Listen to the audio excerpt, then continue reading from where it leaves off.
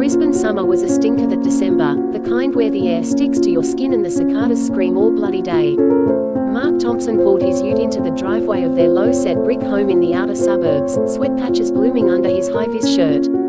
He'd had a gutful at work, another argument with the foreman, and now he was ready to unload it all at home. Inside, Sarah was in the master bedroom, methodically folding clothes into a battered suitcase.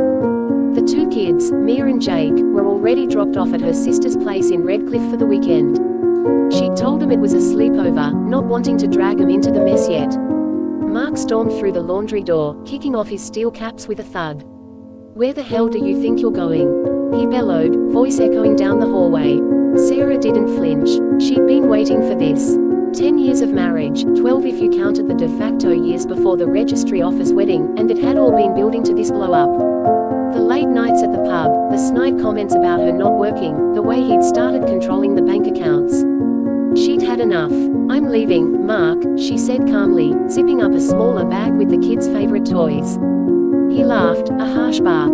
"Like hell you are. I changed the locks this morning. Got the locksmith mate to come round while you were at Woolies. New deadbolts, new keys. You don't live here anymore, love." He dangled the new keyring in front of her face, smug as anything. Sarah paused, looked him dead in the eye, and smiled. Not a warm smile, a cold, knowing one that sent a shiver down his spine despite the heat. "That was a mistake, mate," she said quietly, picking up the suitcase. Mark snorted. "Yeah, and what's a little housewife like you gonna do about it? This house is in my name. Bought it with my money.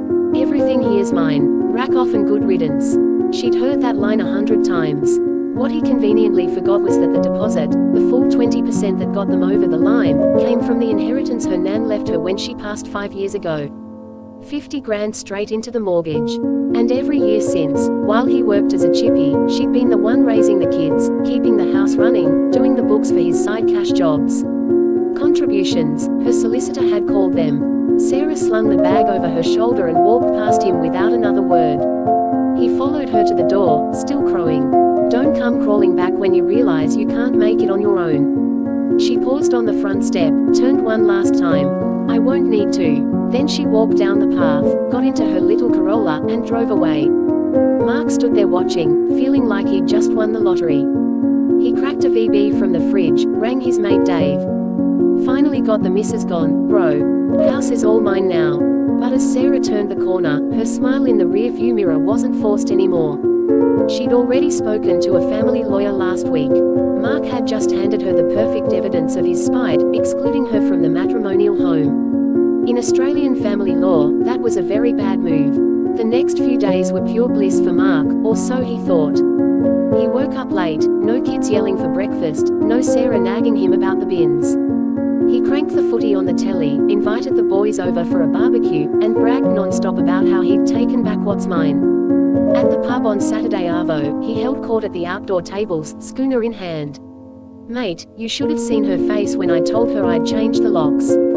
Priceless. She's gone to her sister's, probably crying into her Chardonnay. But fair dinkum, the house is in my name. She can't touch it." His mates nodded along, slapping him on the back. "Good on ya, Mark. About time you stood up for yourself." But Sarah wasn't crying. She was busy. The day after she left, she'd driven straight to a women's legal service in the city. They'd referred her to a proper family law solicitor who specialized in property settlements. Over coffee in a quiet office, Sarah laid it all out: the inheritance deposit, the years of homemaking, the kids, Mark's controlling behavior. The solicitor, a no-nonsense woman named Karen, had nodded knowingly. Changing the locks on the family home. That's domestic violence under the new laws, coercive control. And trying to exclude you from the matrimonial assets. He'll regret that. They filed urgent applications that same afternoon, for interim occupancy of the home, for parenting orders, and to kick off the full property settlement process. By Tuesday, Mark was back at work on a site in Ipswich when his boss called him over. "Some bloke in a suit here to see you, mate." Mark wiped the sweat from his brow and walked over. The process server handed him a thick envelope with a polite nod. "You've been served." Back in the site office, Mark ripped it open. His face drained of color as he read the court documents. Application for exclusive occupancy, spousal maintenance, property settlement claiming 60% based on contributions and future needs. "This is absolute bullshit," he muttered, ringing his own solicitor, some bloke his mate recommended who mostly did conveyancing. The advice wasn't comforting. "Mate, family law's not like normal law. The court's got wide discretion. Her inheritance as initial contribution. That's huge. Plus years as primary carer. You're looking at a significant adjustment in her favor." Mark slammed the phone down. He started ringing around, looking for a barrister who'd fight for blokes' rights. Most wouldn't take his case once they heard the details. One finally agreed, but warned him, locking her out was a massive tactical error. Judges hate that. Meanwhile, Sarah moved into a short-term rental with the kids, enrolled them back in school, and started gathering financial documents. Bank statements showing her inheritance transfer. Photos of the family home over the years. Character references from teachers, neighbors. Mark, meanwhile, kept living large, until the sheriff's notice arrived.